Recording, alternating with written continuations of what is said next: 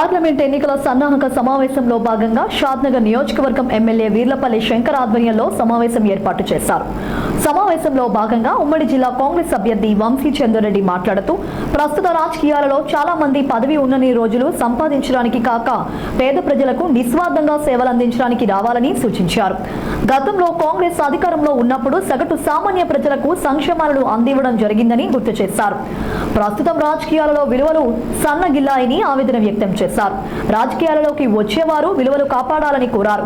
తనకు పదవులు ముఖ్యం కాదు, ప్రజల క్షేమం ముఖ్యమని తెలిపారు.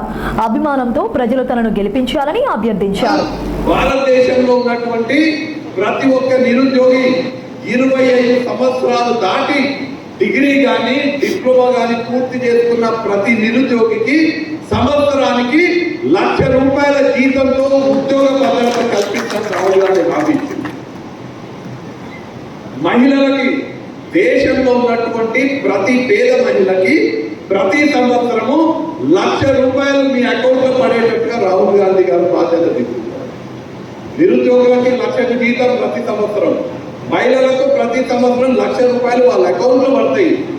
రైతులకి కనీస మద్దతు ధర ఇవ్వడాన్ని చట్టం రూపంలో రాహుల్ గాంధీ గారు తీసుకురాబోతున్నారు. అది కూడా ఎట్లాంటి చట్టం అంటే స్వామినాథన్ కమిషన్ సిఫారసు మేరకు ప్రతి రైతుకి ప్రతి పంటకు ఆయన పండించే పంటకు కనీస మద్దతు ధర ఇచ్చేటట్టుగా స్వామినాథన్ కమిషన్ ఏం చెప్తుందంటే, ఒక రైతు పంట పండియనికే ₹1,00,000 పెట్టుబడి పెడితే ఆ రైతుకి ఆ పంట మీద వచ్చేటువంటి దిగుబడికి ₹1,50,000 కనీస మద్దతు ధర ఇవ్వాలి. 10,000 పెట్టుబడి పెడితే 15,000 రావాలి రైతులకి, 50,000 పెట్టుబడి పెడితే 75,000 రావాలి, ₹1,00,000 పెట్టుబడి పెడితే 1,50,000 మద్దతు ధర రావాలి. ఇది స్వామినాథన్ కమిషన్ చెప్తుంది. దీన్ని మామూలుగా ఇచ్చుడు కాదు, చట్టం చేయబోతుంది కాంగ్రెస్ ప్రభుత్వం. మీరు ఈ విషయం గుర్తుపెట్టుకోండి.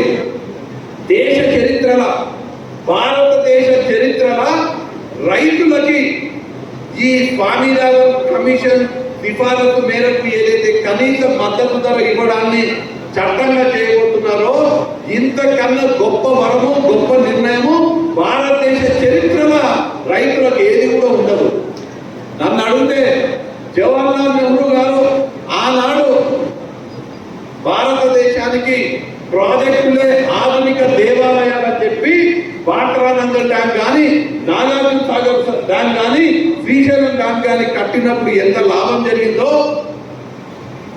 గ్రీన్ రెవల్యూషన్ వల్ల, హరిత విప్లవం వల్ల దేశ రైతులకు ఎంత లాభం జరిగిందో, ఈ చట్టం వల్ల భారతదేశ రైతులకు అంత లాభం జరగదు.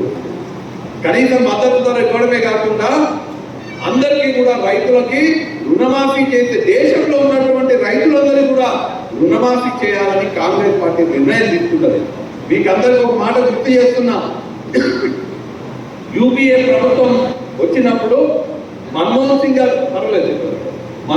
గారు ప్రధానమంత్రిగా ఉన్నప్పుడు మన జిల్లాల కొత్తకోటకు వచ్చి దేశంలో ఉన్నటువంటి మీ దయాలక్ష్యంతోని, మీ అండదండలతోని ఈరోజు ఎమ్మెల్యేగా మీ ముందు మాట్లాడుతూ ఉన్నామంటే మీ అందరి కృషి, మా అందరి కృషి కూడా ఉంది. కాబట్టి ఇవాళ మనం 100 రోజులలోనే మన పాలమూరు ముందు బిడ్డ, మన ముఖ్యమంత్రి వర్యులు ఇవాళ ఇచ్చిన మాట తప్పకుండా రాహుల్ గాంధీ, సోనియా గాంధీ ఇచ్చిన 6 గ్యారెంటీలను తూచా తప్పకుండా అమలు చేస్తా ఉంటే ఇవాళ తొండలతో పార్టీ పచ్చి తొందలే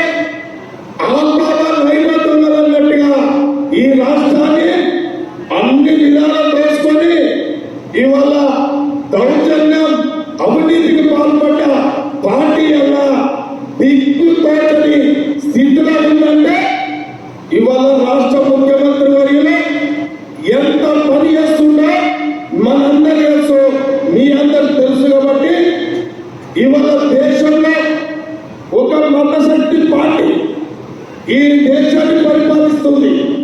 ఆ మతశక్తి పార్టీనే పొందగట్టాలి, భారత్ పేదాలని చెప్పి భారతదేశంలో ఉన్న ప్రతి ఒక్క పేదవాడు అవకాశం గురించి చూస్తా ఉన్నాడు. కాబట్టి ఈ అవకాశం, ఈ ఎన్నికల కాబట్టి